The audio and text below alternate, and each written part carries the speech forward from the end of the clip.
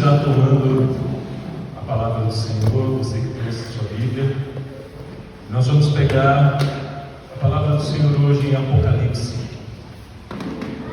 22. O Senhor diz assim: eis que venho em breve, feliz aquele que observa as palavras da profecia deste livro. Não fecha a tua Bíblia, amém? Mas deixa ela aí. Você já ouviu isso? Eis que venho em breve. Você já ouviu isso? Quem já ouviu, levanta a mão. Glória a Deus. E o quanto isso tem trabalhado em você. Fala para a pessoa que está do seu lado aí. O Senhor diz assim, ó: eis que venho em breve. Fala para ele, ó: o Senhor está voltando. Eis que o Senhor está voltando. E ele diz que vem em breve. Amém? Falou? Parece que não entendeu direito. Fala, ó, presta atenção no que eu vou te falar. O Senhor diz que Ele vem em breve. Amém? Fecha os olhos e diz isso para você mesmo.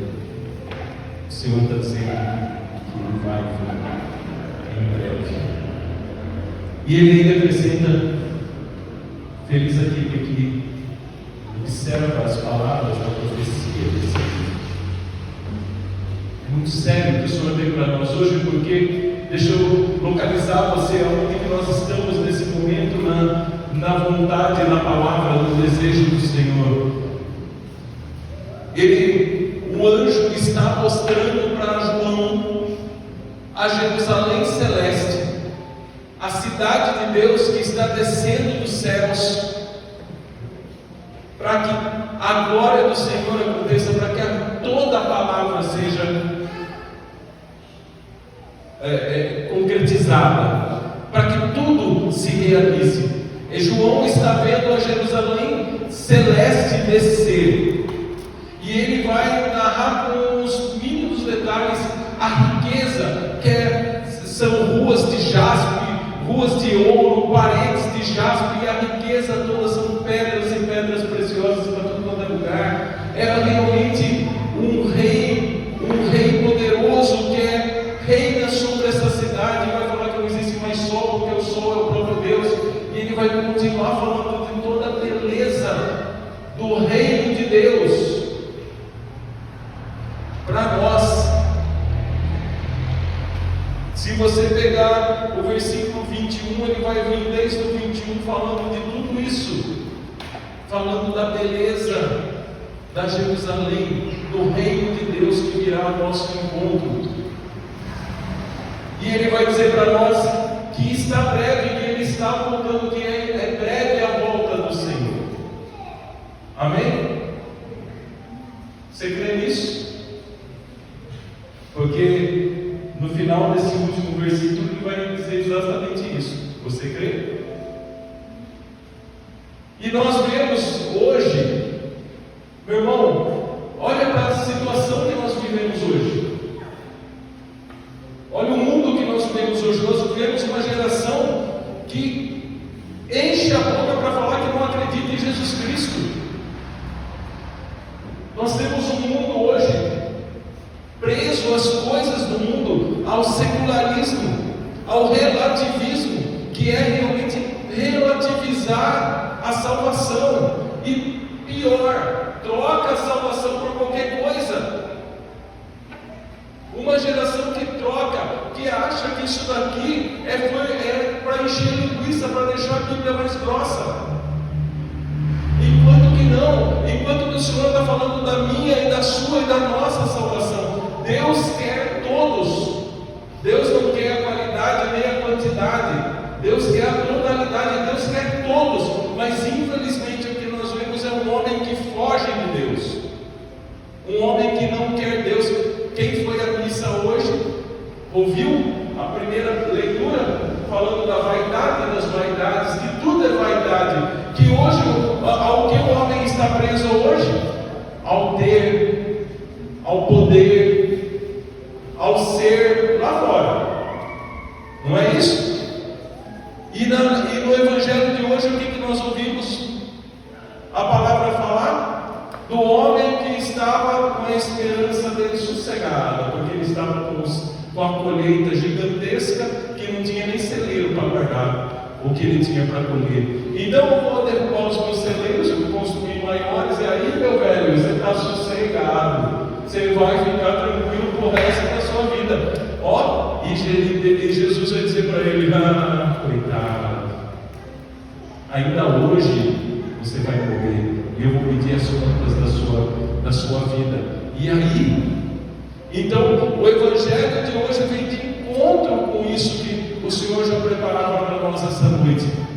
Que a nossa esperança não esteja presa nas coisas do mundo, mas que a nossa esperança dependa exclusivamente de Deus.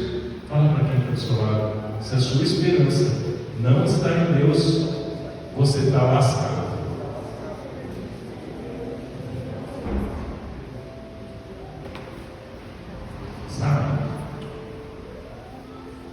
Está fácil? A vida está fácil? Está fácil a vida? Eu não sei. As guerras, como dizia o Guilherme, eu não sei as guerras que você está lutando lá fora. Eu não sei as guerras que você tem lutado. E quando eu digo as guerras, os problemas que você tem enfrentado, eu quero dizer tudo. Eu não sei por que almas você tem guerreado. Eu não sei por quais almas você tem lutado. Eu não sei nem se você tem lutado pela sua alma. Mas pode ter certeza, pela sua alma nós estamos guerreando. Porque eu quero dizer algo que eu queria que gravasse no seu coração. A sua alma é muito importante para nós. A sua alma é muito caro para nós. Porque até o Senhor diz: e diga com quem tu andas, eu te direi quem tu és. E de tanto a gente querer andar com Jesus, a gente começa a pegar as coisas dele. E Jesus tem uma sede de almas. E Ele tem passado para nós essa sede de almas. Então nós temos sede e temos a mesma fome de almas. Claro que não perfeita, na nossa miséria, na nossa porcaria que nós somos, mas nós já temos sede e temos fome de almas. E eu digo para você, nós temos sede e fome da sua alma, porque a sua alma é muito cara para nós. Eu não sei se você tem batalhado pela sua alma, ou se você está guerreando por outras almas, mas eu te pergunto: como é que está a tua alma e como é que estão essas almas? Porque se essa alma está em pecado mortal hoje, e morrer hoje, como a terceira, como o Evangelho falava hoje, ainda hoje te pedirei tua vida. Se ainda hoje for pedido a vida, essa alma, e ela estiver em pecado mortal, tchau. Nós perdemos mais um para o inferno. Mas ainda dá tempo de chegar. É por isso que o Senhor ainda não veio, para que dê tempo para a gente chegar, para a gente alcançar. E até o Guilherme veio com uma camiseta boa para hoje, né? Como dizia o Padre Paulo: não prevalebuntum, não prevalebuntum, o mal não prevalecerá. É o Senhor que nos diz que o mal não prevalecerá. Mas nós vemos o mundo se entregando, se deixando enganar e ser enredado pelo mal. E o pior, nós vemos hoje até uma casta de artistas dizendo que preferem o inferno e vão levar um monte junto com eles, porque estão relativizando a salvação. No mundo onde o mais profundo que consegue se fazer é tirar uma selfie no show do padre não sei quem, no show da comunidade não sei quem, é porque eu estou. Esse é o mais profundo que consegue. E essa rasura de um participar de um show, participar de um retiro, participa, mas não conhece Jesus.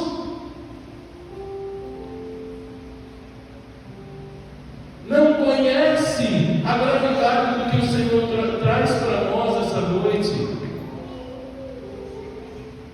Está na selfie em todo lugar, mas não é de Deus. Já ouviu falar de Jesus, mas não conhece Jesus. E eu estou falando de católico, viu, gente? Não estou falando de protestante, de evangélico, não, estou falando de católico. Que adora fazer uma selfie. Não pode ouvir falar, o Frei Gilson está lá vai. O Frei lá vai. Porque vai. Porque. Mas aí você pergunta para ele, viu? Como é que está a tua alma? Como é que está a tua casa? Se o Senhor voltar hoje, quantos da sua casa estão salvos? Quantos da sua casa vão para o céu? Quantos da tua casa entrarão na Jerusalém Celeste? Não, mas tudo bem, a gente vai rezando. A gente vai rezando, mas realmente não sabe se a salvação chegou. Então pega comigo Apocalipse 22, versículo 10. Um pouquinho para baixo. Jesus ainda vai dizer para João assim: e acrescentou. Achou? Não retenhas em segredo as palavras da profecia desse livro, pois o tempo está. O tempo está? Repete para quem está do seu lado, porque o Senhor está insistindo nisso. O tempo está próximo. Quanto tempo nós temos? Você sabe dizer? Alguém sabe me dizer? Porque ele diz que ninguém sabe nem a hora nem o dia. Se alguém souber, por favor, me diz que eu tenho que correr atrás de um bando de gente ali. O tempo está próximo. E o injusto cometa ainda a injustiça, e o sujo continue a sujar-se. Que o justo pratique ainda a justiça, e que o santo continue a santificar-se. Eis que eu venho em breve. Outra vez. Eis que eu venho em breve, e trago comigo o salário para retribuir a cada um conforme o seu trabalho. Eu sou o Alfa e o Ômega, o primeiro e o último, o princípio e o fim. Felizes os que lavam suas vestes para terem poder sobre a árvore da vida e para entrarem na cidade pelas portas. Ficarão de fora os cães, os mágicos, os impúdicos, os homicidas, os idólatras e todos os que amam ou praticam a mentira. Amém? Ainda não fecha a sua Bíblia não. Amém? Vocês entenderam? E quanto a gente está ouvindo hoje falar assim, e talvez você já tenha dito, e talvez você já tenha visto, e talvez você pense da mesma forma, mas quanta gente ruim se dando bem. Quanta gente que não está nem aí com Deus, mas está se dando tão bem. Está se dando bem na vida financeira, está se dando bem. Vai viaja para cima e para baixo, só carrão, não passa problema, não tem aperto, não fica doente, não reclama nem de unha encravada, não tem reclamação nenhuma. Como que pode um negócio desse? Como pode essa injustiça? Como é que pode isso? Tanta gente ruim se dando bem e tanta gente boa se dando mal, passando aperto, doente, passando necessidade financeira, perdendo, com filho ou filha com as histórias mais trágicas, envolvido em vício, perdendo para cá, perdendo para lá o tempo inteiro. Vocês conhecem essas histórias? Você já parou para pensar e já olhou e falou: nossa, fala até que é ateu, mas olha só como está se dando bem. Como é que pode um negócio desse? Maltrata todo mundo, usa do dinheiro para pisar na cabeça dos outros, maltrata, não olha para ninguém, não ajuda ninguém, não faz nada para ninguém, mas continua se dando bem. E o Senhor está dizendo exatamente isso. Ei, que continue desse jeito, porque vai chegar a hora que eu vou voltar. E aí? Como é que vai ficar? Qual é o sofrimento que a gente tem hoje sofrido? Por que o Senhor tem permitido esse sofrimento na nossa vida? Por que os sofrimentos que você está vivendo, o Senhor está permitindo? Você já se perguntou? Quem já perguntou, levanta a mão. O Senhor já respondeu? Lá em Eclesiastes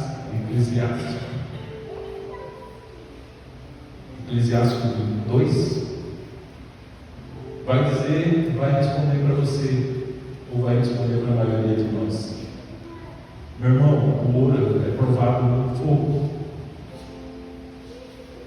Meu irmão, os que são escolhidos são colocados dentro do cadinho da humilhação.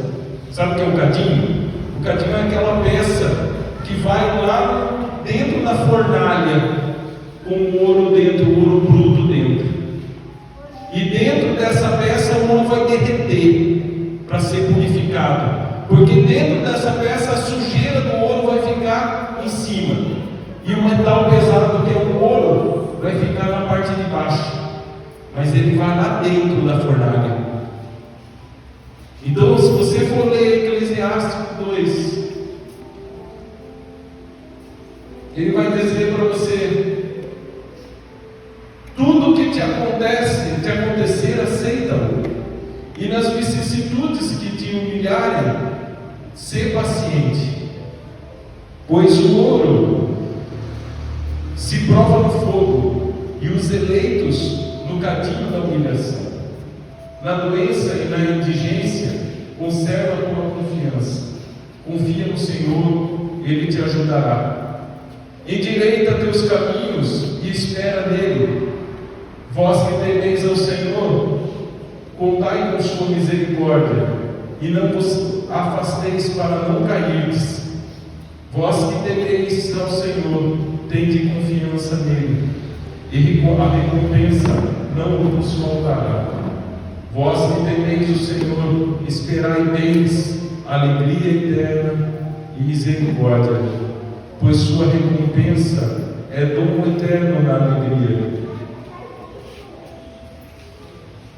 Considerai as gerações passadas e vede: quem confiou no Senhor e ficou desiludido?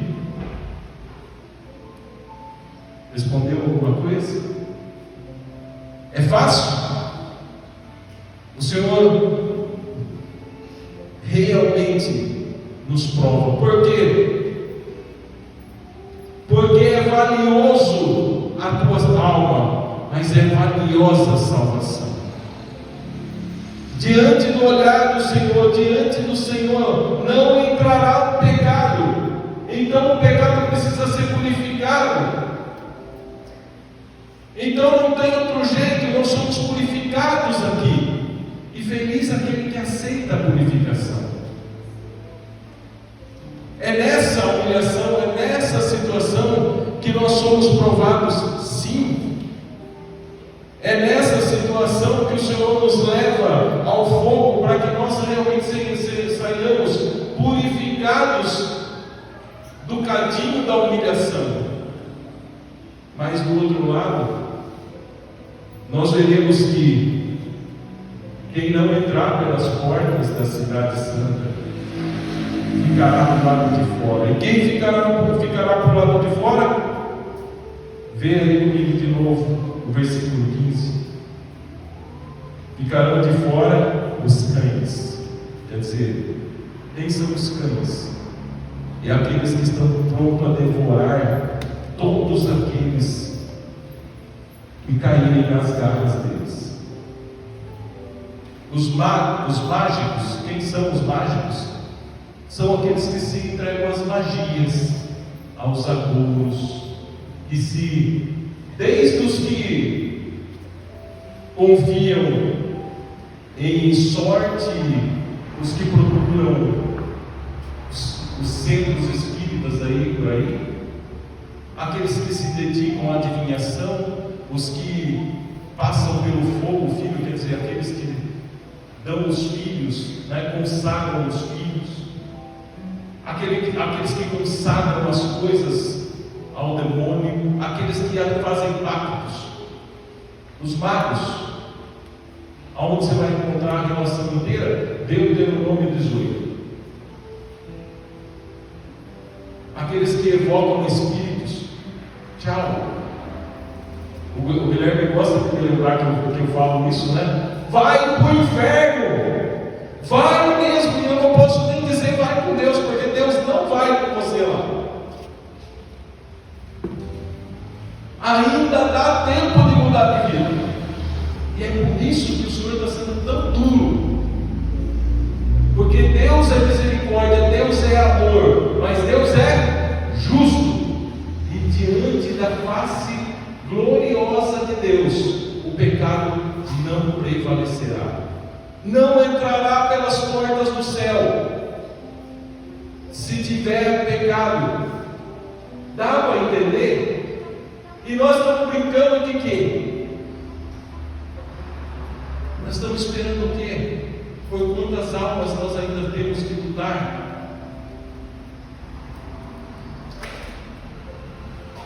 Os homicidas, os idólatras e todos os que amam ou praticam a mentira. Quer dizer, não tem mentirinha e mentirão, é mentira. Mentiu, tchau. É por isso que o Senhor nos dá a possibilidade da confissão, e nós temos procurado. Há quanto tempo você não se confessa? Há quanto tempo o Senhor ainda diz: esse é meu corpo, esse é meu sangue, aquele que não come do meu corpo, não bebe do meu sangue, não tem parte comigo? E ainda acrescenta, essas palavras são muito pesadas para vocês, se quiserem ir. Isso ele falou para os apóstolos, não falou para os discípulos, ele falou para os apóstolos, ele não falou para o povo, ele falou para os 12. É pesado para vocês essa palavra? Se vocês quiserem ir, pode ir também. Ele não correu nem atrás dos que se retiraram, e pelo contrário, convidou os que ficaram para se retirar se fosse pesado para eles também. Então, meu irmão, o que o Senhor está querendo dizer para nós com tudo isso? Mergulha em Deus. Mergulha em Deus. Está na hora de deixar a superficialidade do mais ou menos, do qualquer coisa serve, e nos aprofundarmos na intimidade de Deus através do Espírito Santo. Está na hora, porque o Senhor deixou bem claro para nós que o Espírito Santo vem em nosso socorro, e é Ele quem ensina o homem a respeito da salvação. Ah, Senhor, mas está difícil. Está difícil? Pede para o Senhor. A gente vai tentar. E você vai dizer isso para o Senhor.